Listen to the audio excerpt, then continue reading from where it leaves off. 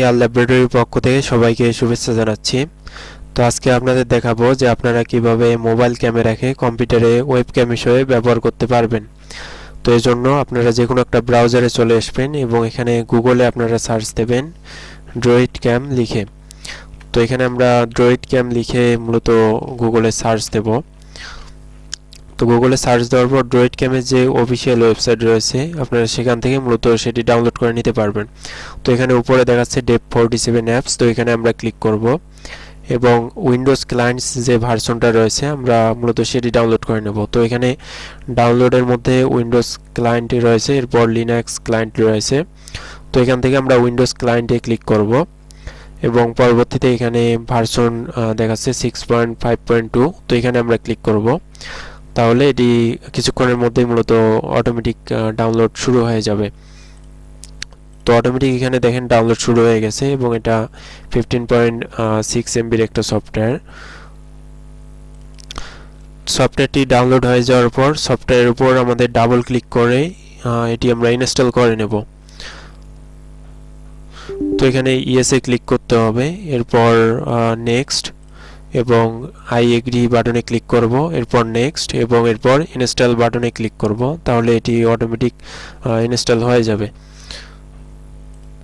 তো ইনস্টল হয়ে যাওয়ার পর এখানে ফিনিশ বাটনে আমরা ক্লিক করব এবং পরবর্তীতে আমরা হচ্ছে যে এখানে কম্পিউটারে দেখতে পাচ্ছেন মোবাইল স্ক্রিন। তো মোবাইলের মধ্যে আমরা মূলত প্লে স্টোর থেকে DroidCamটা ইনস্টল করে নেব।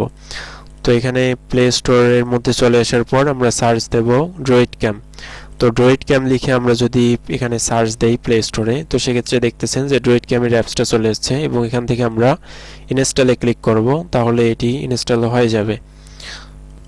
তো মোবাইলের মধ্যে DroidCam ইনস্টল হয়ে যাওয়ার পর এখানে ইনেবলে ক্লিক করব, এরপর ওপেনে ক্লিক করব।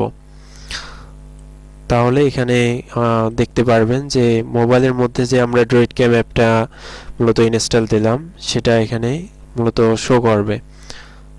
তো এখান থেকে আমাদের নেক্সটে ক্লিক করতে হবে, এরপর গট ইটে ক্লিক করব, এরপর অ্যালাউ দিতে হবে।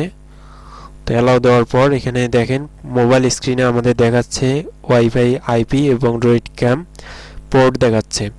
তো আমরা যদি ওয়াইফাই এর মধ্যে কানেক্ট করতে চাই তো সেক্ষেত্রে আমাদের এখানে ওয়াইফাই আইপিটা বসাতে হবে এবং DroidCam-এর পোর্টটা বসাতে হবে মূলত কম্পিউটারে আমরা যে সফটওয়্যারটি ইনস্টল দিলাম সেটার মধ্যে। তো এখন আমরা যদি কম্পিউটারের সফটওয়্যারটা যদি ওপেন করি তাহলে এখানে দেখতে পারবো যে DroidCam-এর সঙ্গে কানেক্ট হওয়ার কয়েকটা অপশন রয়েছে। তো এখানে দেখেন প্রথমত রয়েছে ওয়াইফাই এর মাধ্যমে আমরা কানেক্ট করতে পারবো এবং আরেকটা অপশন রয়েছে ইউএসবির মাধ্যমে এবং আরেকটা রয়েছে এখানে ওয়াইফাই সার্ভারের মাধ্যমে। তো এখানে ডিভাইস আইপি এখানে আমরা বসায় দেব, অর্থাৎ ফোনের আইপি।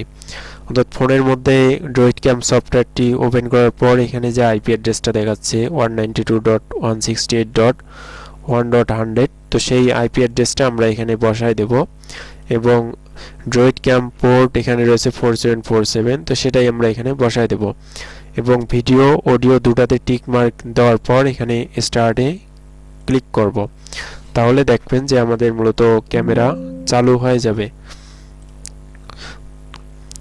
তো এখানে ক্যামেরা প্রথমত যদি চালু না হয় প্রথমবার, সেক্ষেত্রে আপনারা এখানে DroidCam অপশন দেখতেছেন। তো DroidCam অপশনে এখানে আসার পর আবার স্টার্টে ক্লিক করবেন, তাহলে দেখবেন যে মূলত ক্যামেরা এখানে চালু হয়ে যাবে। তো আবার স্টার্টে ক্লিক করলাম আমরা, তাহলে কিছুক্ষণের মধ্যেই দেখবেন যে আমাদের ক্যামেরাটি এখানে শো করবে।